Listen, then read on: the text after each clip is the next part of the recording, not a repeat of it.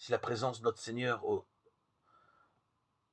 très saint sacrement est infiniment réelle, ce n'est pas une présence locale, une présence qui puisse être enfermée, ni touchée, ni digérée, ni partagée, ni d'aucune manière sensoriellement atteinte.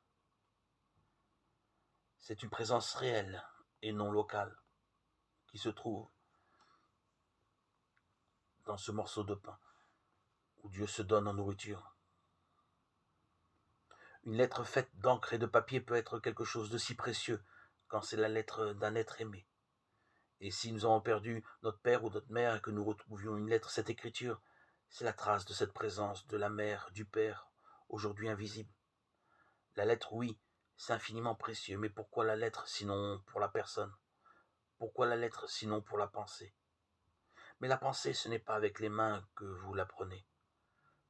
Vous avez la lettre dans la main, le papier, mais la pensée, vous l'avez dans l'esprit. Et c'est alors qu'elle vous transmet réellement la présence de la pensée. Mais c'est votre pensée qui saisit la pensée, vos mains qui saisissent le papier. Et vous pouvez mettre la lettre dans votre poche, mais pas la pensée. La pensée, vous la mettez dans votre esprit. Eh bien, si vous voulez, encore une fois, très lointainement, prendre ce morceau de pain, ce sacrement ne se prête à aucune localisation magique. On ne peut pas prendre avec ses mains le Christ, bien qu'on puisse tenir dans ses mains ce morceau de pain. C'est tout autre chose. À travers ce morceau de pain, si nous sommes encore une fois orientés vers Jésus, si nous avons assumé toute l'humanité, oui, réellement, alors nous sommes en prise sur lui. Je veux dire que toute la lumière qu'il est, tout l'amour qu'il veut nous donner à ce moment-là, en effet, nous est communiqué. Parce que nous sommes ouverts, libérés, disponibles.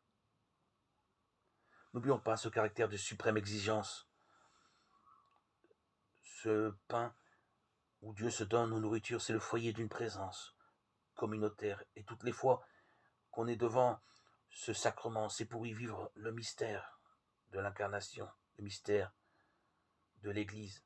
C'est pour y porter toute l'humanité avec toutes ses douleurs, toutes ses attentes, tous ses deuils, tous ses espoirs. Il faut que nous soyons toujours la présence de l'Église tout entière pour correspondre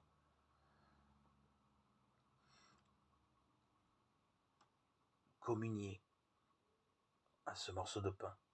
On ne communie pas pour soi, on communie toujours pour les autres, toujours avec les autres, au nom de toute l'humanité, pour être le viatique de tous ceux qui ne savent pas, de tous ceux qui n'ont pas encore été appelés, de tous ceux qui sont en prison, de tous ceux qui gémissent dans la torture, de tous ceux qui sont sur les champs de bataille, de tous ceux qui souffrent dans l'abandon, dans la solitude, et de ceux qui sont désespérés et qui sautent la vie aujourd'hui,